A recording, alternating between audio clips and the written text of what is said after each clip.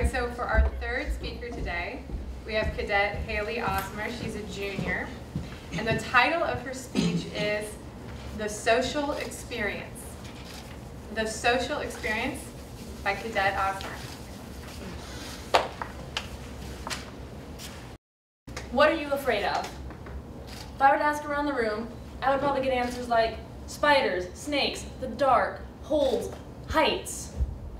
Me? I'm a performer, an actress, a public speaker. I relish being in the spotlight. But what am I afraid of? I have crippling social anxiety, ironically. Being in front of a large group of people, being able to have all eyes on me as I'm performing for a group is amazing. But afterwards, if you were to come up and talk to me, I would want to just disappear, to back against the wall and hide. It's gotten so bad, I can't order food on the phone. I can barely talk to people when I have a job such as my serving job. That made it a little difficult.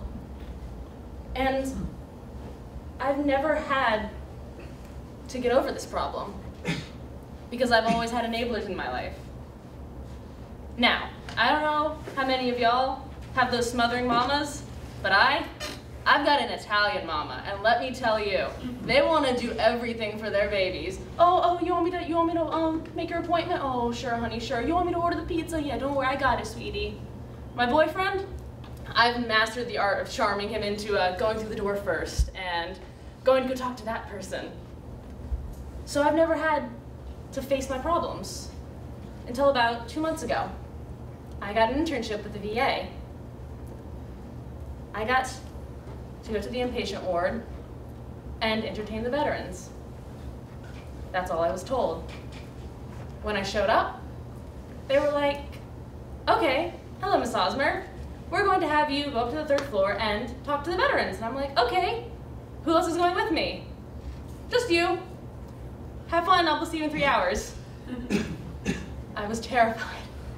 The only thing that kept me from running from that building that day was the fact that I wanted to help veterans. It's what I want to do with my life. I want to get my PsyD, go into the Air Force, and be a counselor for servicemen and servicewomen with PTSD. So I sucked it up, got in the elevator, and went to the 3rd floor. I walked in, and all eyes were on me. And I froze. Thankfully, this one man, I will never forget this man. He runs over to me, grabs me, and pulls me into a table, and just talks to me for 3 hours, just does not talk. Does not stop talking. All I have to do is just nod, occasionally say yes, and he keeps going. Eventually, he got transferred out, and more people got transferred in. Some were incredibly talkative, some were like me. They just sat in the corner. But eventually, I learned that they just wanted someone to interact with. They just wanted someone to be like, hi, how's your day? Where'd you come from? What do you like to do? At 20 years old, I was learning the things that we teach 5-year-olds. I had to learn how to interact with society in a way I'd never done before. But I realized something. When I started my internship, I thought I'd get that nice feeling in my tummy, do my good deed for the day, get some experience. But these veterans, they're in an inpatient ward because they can't eat and take care of themselves anymore, were helping me in a way they didn't even know. These people that when we went to group therapy would cry because they held their soldiers in their arms while they died, or they got a phone call that their son had been shot, were helping me be able to experience life, be able to live. My speech is called The Social Experience because as humans, we are social creatures. We're not like porcupines that just run off and occasionally will meet up with people when they want to continue on the life cycle.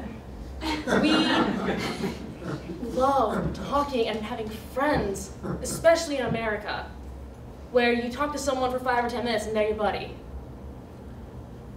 I couldn't do that. I couldn't walk up to someone and talk. I was missing out on the experience of life because people would be like, oh, do you want to come to a movie with us?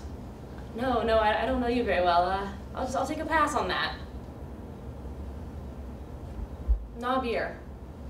We were told pain is just weakness leaving the body. You can do more push-ups than you think you can. You can do that extra sit-up. You can keep running just a little bit more. The pain of the mind is fear. I was afraid. I never had to face that fear. I never had to push through it. I never had to feel the pain until I went to go help those veterans. They taught me that no matter what the pain is, if you keep pushing, if you keep trying a little harder, if you don't give up, you can get a whole new experience out of life. And that's what I hope to accomplish by continuing to talk to these vets, by continuing to spend my time with them. I hope that while I'm helping them, they'll be able to help me live the social experience.